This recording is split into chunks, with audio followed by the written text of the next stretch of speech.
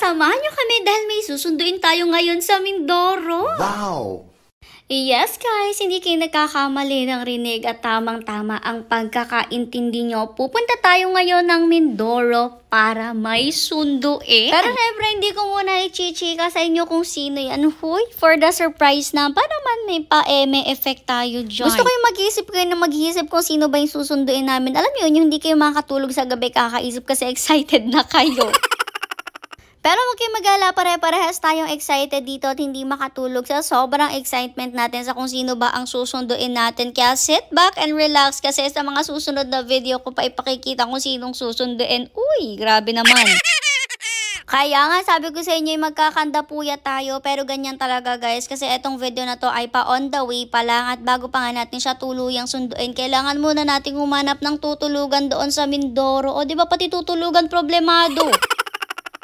Anyways, hindi nga ito yung usual na ginagawa natin kapag pupunta tayong Mindoro. Kasi alam nyo naman, kapag uuwi tayo doon, ang ginagawa natin, camping-camping tayo, nag-iilog trippings tayo. Alam nyo yun, punta tayo sa iba't ibang mga ilog for the camp tayo doon, for the ligo, swimming.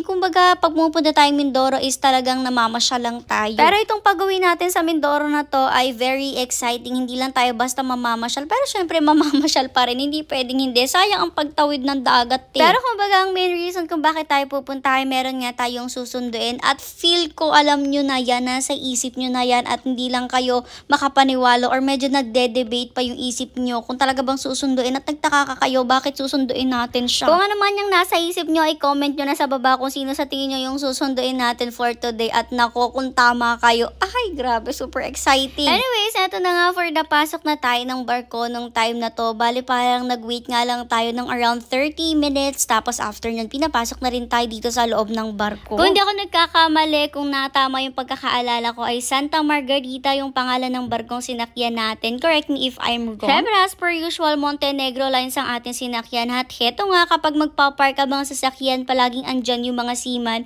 para iayos yung pagkakaparking ng mga sasakyan. Parang pinagkakasya-kasya nila lahat ng mga sasakyan dito. Tapos syempre, for the timbang na rin nga sila dyan kasi nga syempre dapat safe tayo lalo-lalo at nasa ibaba itong mga sasakyan. Tapos doon pa nga sa second floor ang mga first na valet. Buti na lang nga nung time na to magkatabi rin yung sasakyan namin parehas na dala since alam nyo naman hindi na kami madalas umaakyat sa taas at dito na lang kami nagsistay mostly sa sasakyan. Kung aakyat man kami sa taas ay bibili nga lang rin kami ng pagkain doon o kaya magsi-CR lang. Bale ganun lang yung ginagawa namin. Tapos balik na ulit kami dito sa car. Mas komportable rin kasi kami kapag andito na sa car since andito na yung mga food namin, yung mga gamit namin. Tapos syempre kapag aalis na ready to go na kami, hindi na kami makikipagsiksikan pa. Kasi nga guys, yung mga tao na wala ding dalang sasakyan, nandun din sila sa taas. Tapos ayun nga, medyo marami na, lalong-lalo na kapag time na nga ng pagbaba. Mamaya nga ipapakita ko sa inyo kung ano yung ganap kapag nakarating na tayo sa destination natin, kung gaano kasiksikan yung mga tao. Kasi minsan nga paunahan na silang makababa ng barko sa sobrang excitement. Anyways, eto na nga nung makarating na tayo sa Port of Calapan. Eto na yung mga tao, tingnan nyo naman, for the pila sila dyan. At yan nga yung ayaw natin, yung makipila pa tayo dyan. Eh, ang hirap din po ng hagdan sa barko. Kaya kailangan dahan-dahan, kaya naman kami ay hindi na kami nakikipagsiksikan talaga at sa car na lang kami nagsistay. Pero minsan kapag sinabi nga ng mga seaman na bawal sa car,